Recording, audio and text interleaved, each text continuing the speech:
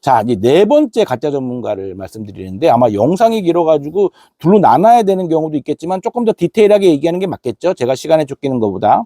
자, 네 번째 가짜 전문가는요, 나와 친한, 나와 매우 밀접한 지인 또는 친척입니다. 네. 특히 조부모들이에요. 네.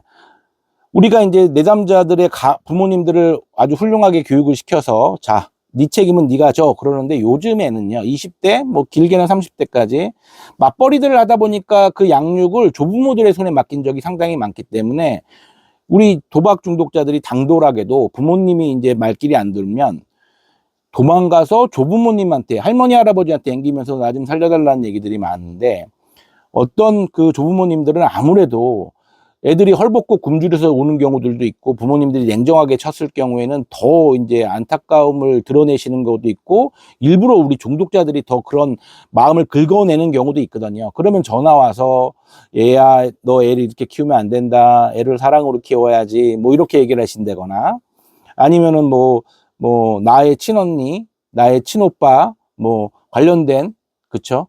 그래서 나를 좋아한다는 게 베이스에 깔려 있죠. 그리고 나랑 당사자와는 혈연 관계에 있겠지만, 그러면 당연히 더 올바른 얘기를 한다고 믿음이 가지 않겠습니까?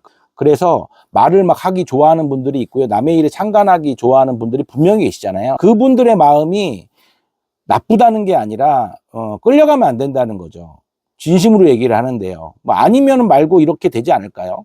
나중에 가서는. 그래서 특히나 제가 말하는 그 지인과 친척 중에 나보다 윗분들, 특히 이제 조부모, 외조부모, 뭐 조부 마찬가지입니다. 그리고 내 고모, 이모, 특히 그 자녀가 없고 결혼을 안 해서 마치 진짜 부모님처럼 역할을 했던 이모님들, 고모님들 다 계시죠? 네, 특히나 언니의 동생 이런 것들 조심하셔야 됩니다. 그분들의 그 마음이 폄하시키는 건 절대 아니지만 무슨 뜻인지 잘 이해하시죠? 네. 그 다음에 제가 어떻게 보면 이 가짜 전문가 이 컨텐츠를 준비하면서 제일 말하고 싶은 부분이 이 부분인데, 단도박 모임에서 만나는 회복자와 그 가족들입니다. 네, 조금 예민하고 조심스러운 내용이기도 하지만 잘 들어보세요. 기본적으로 단도박 모임 GA 그리고 감마논의 그 원칙은요, 누군가에게 조언을 못 해주게 돼 있습니다. 네. 그래서 영화 제목에도 이런 게 있어요. Thanks for sharing. 나눠주셔서 감사합니다. 말씀을 그렇게 우리는, 원칙은 그렇게 돼 있거든요. 한 주 동안에, 내가 있었던 얘기 있을 때는 듣고 박수 쳐주고, 공감해주고, 위로해주고. 단, 내가 공식적으로 이런 것에 대해서 궁금합니다라고 조언을 요구했을 때, 거기서 이제 대표분이나 이렇게 봉사자분들이 어느 정도 회복 경험이 있는 분들이 이야기를 해주시는 경우도 있긴 하지만, 기본 방침은 내가 자유롭게 얘기를 하고 그 얘기를 조용히 들어주시고 박수치고 그 시간이 넘어가는 게 기본 방침인데요. 왜 그렇게 정했을까요? 오만 가지 어떤 그 진심을 떠나서 얘기가 막 섞인다는 그 주제로 많은 그 오랜 몇십 년 동안 있었던 오해와 이런 일들이 발생을 했었겠죠. 특히 이런 분들이 있습니다. 연령대도 좀 있고요. 요즘에는 연령대도 어리고 도박이 굉장히 다양하고, 도박 외에 플러스 알파로 법적인 문제, 뭐 디테일하게 경제적인 문제가 굉장히 복잡하죠. 자, 그런데 과거에 단도박 모임에서만 회복을 하신 분들이 계세요. 오랜 기간 동안.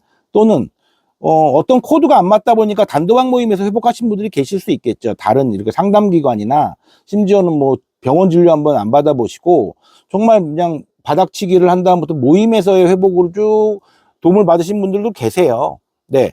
그런 분들 같은 경우에는 자기 회복이, 자기 경험이, 그쵸? 전부라는 거죠. 예, 자기 전부가. 그렇기 때문에 남한테도 그렇게밖에 얘기를 못 하시겠죠. 그게 진심이니까요. 내가 경험한 거니까. 내 경험보다 더 중요한 게 어디 있겠습니까? 그런데 너무 그게 다양하고 사람마다 케이스 바이 케이스로 다르기 때문에 큰 원칙 외에는, 그게 너무 강한 주장으로 들어갈 경우에는 이론적 배경이 없고, 그 다음에 근거가 없는 상태에서 그게 이렇게 굉장히 우리가 엄청난 법적 책임이나 어떻게 보면은 막 생사를 오가는 이런 문제에 있어서 큰 영향을 미칠 가능성이 크겠죠. 그분이 뭐 회복 10년 차입니다. 회복이 15년 차입니다. 이럴 경우에는 그게 그분의 어떠한 신뢰도가 되지 않을까요? 자, 이게 너무 비슷한 경우가 우리가 그러니까 암 환우분들 사이에서 있는 이런 비슷한 경우들이 많은데, 어떤 분들이 내가 뭐 폐암 4기인데 예를 드는 겁니다.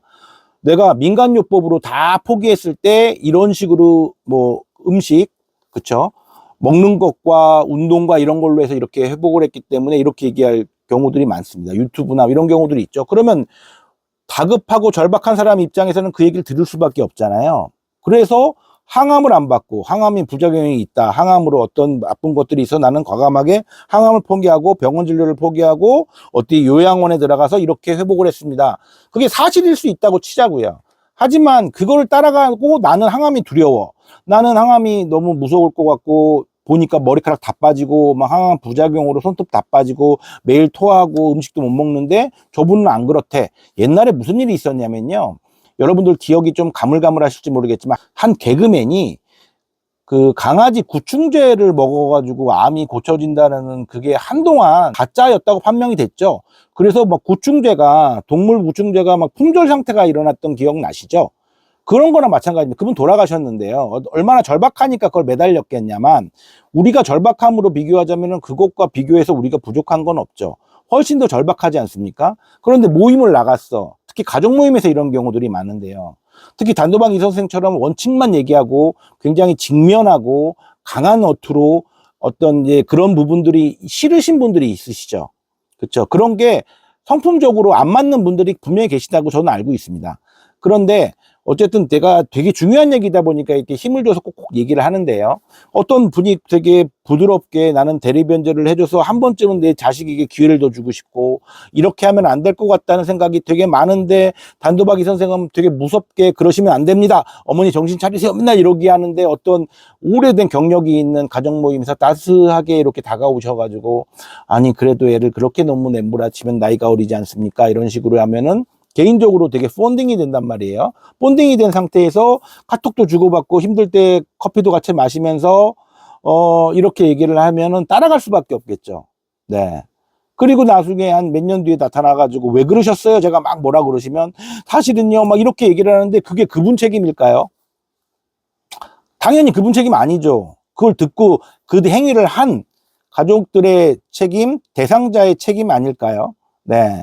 그래서 이분들의 또 그 진실성을 폄하하기보다는 너무나 위험한 부분에서 자기가 그런 주장을 한다는 거죠. 자, 여러분, 전문가는요, 이 분야에 내가 하는 그 말에 책임을 져야 되는 겁니다. 그래서 법적 책임까지도 포함이 되는 거죠. 그렇기 때문에 항상 과정의 원칙을 두고 얘기할 수밖에 없죠. 결과를 제가 제 말대로 하면 무조건 낫습니다, 이건 법적 책임을 어떻게 집니까? 그럼 당연히 사기꾼이 되는 거죠. 이렇게밖에 할 수 없습니다. 의사 선생님한테 이 항암 치료를 하는 게 100% 회복이 됩니까? 얘기하면 어떤 의사 선생님이 항암 부작용이 없다고 얘기를 하겠습니까? 그리고 암이 100% 완치가 된다는 얘기를 어떻게 하십니까? 마찬가지로 전문가는요, 이 과정의 올바름만 얘기할 수 있는 거예요. 그리고 저 같은 경우에는 100% 유료 상담으로 진행되기 때문에 저에게 상담비를 주고 저한테 상담을 받고 그 말에 전 책임을 질 뿐인데, 왜 돈은 저한테 주시고 상담 비용은 딴 데 가서 상담을 하시냐는 거죠. 이해가 안 되시죠? 네. 자식은 저한테 맡겨놓고 왜 본인들 상담은 남한테 가서 받습니까? 특히나 나를 위로해 준다는 그런 명목하에 단도박 모임에 그런 어떤 잘못된 관계가 유지되는 건 우리가 단도박 모임, 가족 모임의 그 올바른 취지에도 어긋나고요, 모임에서도 그렇게 가르치지도 않습니다. 보통은 이런 일들은요, 개인적인 관계에서 발생을 하기 때문에 단도박 모임은 그래서 그 관계를 되게 조심하기 때문에 익명, 내 본명을 쓰지 않고 적당한 호칭이 다 있습니다. 그게 무슨 의미냐면 나의 개인정보를 지킨다는 의미도 있겠지만 그만큼 건강한 거리를 두라는 그런 어떤 철학적인 의미가 있는 거거든요. 자, 이해가 되실까요? 어떻게 보면 제가 5번째 가짜 전문가, 그 우리 회복 모임에서, 자조 모임에서 만나서 원치 않은 이런 일을 발생하는 그 부작용들을 제가 최근에 봐서 컨텐츠를 한번 준비를 해봤습니다. 그래서 총 5가지 가짜 전문가에 대한 이야기를 했는데요. 어떻게 보면 재미있는 컨텐츠이기도 하지만 너무나 쉽게 한 번쯤은 이런 경험들이 다 있으시잖아요. 분명히 도박 중독 전문가는 존재하고 자, 단도박 이 선생의 이야기나 도박 엔딩에 나오는 부드러운 선생님들의 이야기나 다 그 과정에 대한 설명은 똑같습니다. 그쵸? 인상이 다르고 어투가 다를 뿐이지 그걸 누가 좀 더 부드럽게 아니면 조금 더 강한 어투로 조금은 더 세게 얘기하느냐 뭐 이런 차이가 좀 있겠죠. 아, 네. 워낙 이 도박 중독 문제가 심각하다 보니까 여러분들이 막 정말 이 사경을 헤매는 사람처럼 어디 가서 물어봐야 되나, 어떤 얘기를 들어보나, 저한테 오시는, 마지막에 오시는 분들이 그렇게 해서 삥삥삥삥삥삥 돌다가 많은 시간을 할애하셔가지고 오시는 분들 보면 참 남 얘기 같지가 않고 저의 옛날 모습을 보는 것 같기도 하는데요. 오늘 이 영상이 지금 막 그런 고민을 하고 헤매고 있는 분들, 또는 조금 갈팡질팡 길을 못 찾고 달콤한 목소리를 해서 내가 거기에 위로를 좀 받고 싶어 하는 분들, 이런 분들에게 정신 차려! 이렇게 얘기를 드리는 컨텐츠가 됐으면 좋겠습니다. 네. 영상 마치겠습니다. 감사합니다.